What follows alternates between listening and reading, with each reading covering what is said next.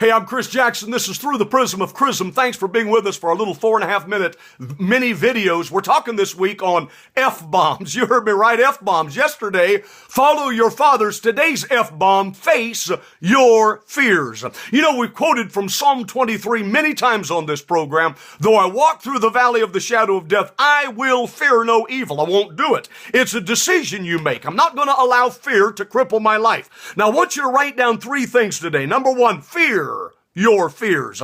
If there's anything you're going to be afraid of, it's that one thing. Right before the United States got involved in World War II, our president, Franklin Roosevelt, said the only thing to fear is fear itself. Okay? Well, we need to fear fear.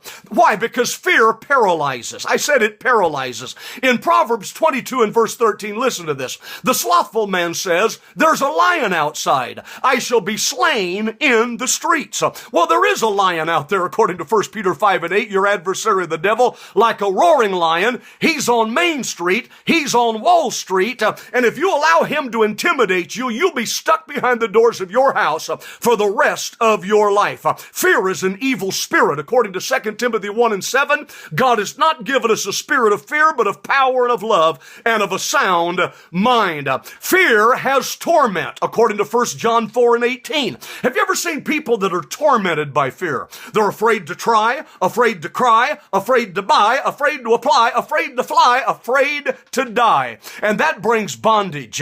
Hebrews 2 and 15, it says that through death, Jesus destroyed him that had the power of death, that is the devil, and delivered them who through fear of death were all their lifetime subject to bondage. Listen, do you see that? It's an evil spirit. It causes bondage. So, number 1, fear your fears. Number 2, face your fears. In other words, run into the battle. We live life face to face, or face to face and face to faith.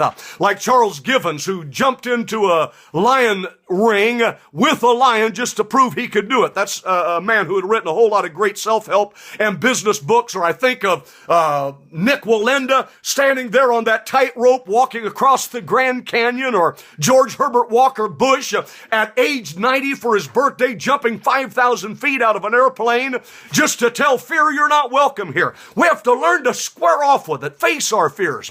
Like David, who ran to the battle. See, Saul ran from the battle. David's brothers Shammah, Eliab, and Abinadab ran from the battle. But David, with anointing oil on his head, ran to the battle. You know, the whole armor of God in Ephesians 6, there's the breastplate of righteousness, the belt of truth, the shield of faith. All of these things are frontal. They're on the front side. See, God makes no accommodation for the backside, because a believer is never supposed to cut and run. You fear your fears, you face your fears, and finally, why don't you fire your fears? While we're on this presidential cycle, that's a good thing Donald Trump said. Fear, you're fired. Go ahead and fire it. Come on, just give it the pink slip and say you're not a part of my life any longer. Why? Because it's such a waste of time and it's so exhausting. Y2K was supposed to be the end of the world, but Y2K turned out A-OK. You know, with global warming, both New York City and Miami by now were supposed to be 10 feet underwater. It didn't happen. And 19 of the last 20 recessions that the economists have predicted have not happened. See, as long as Earth remains, there's going to be seed time and harvest and summer and winter. God is in charge, and if He's in charge, you can go ahead and say, fear, you're fired. Now, about a year ago, there was an advertisement on a TV commercial that I really liked. There's this woman that's talking to herself, to her alter ego, and she said, you know what? Things just aren't working out between us. I'm going to have to let you go. And her second self, her alter ego, was all flustered because she just got fired by her boss. Did you know you're the boss over your mind and over your mentality? Look yourself in the mirror. Give fear the pink slip. Tell it, fear, you are fired. Fear your fears, face your fears, ultimately fire your fears. Hope you've enjoyed these F-bombs. This is Kris. Tune in tomorrow. Comment if you have a word to share, a testimony, like if you like, and be sure to share this with some other friends. Drop an F-bomb on somebody else, why don't you? See you tomorrow.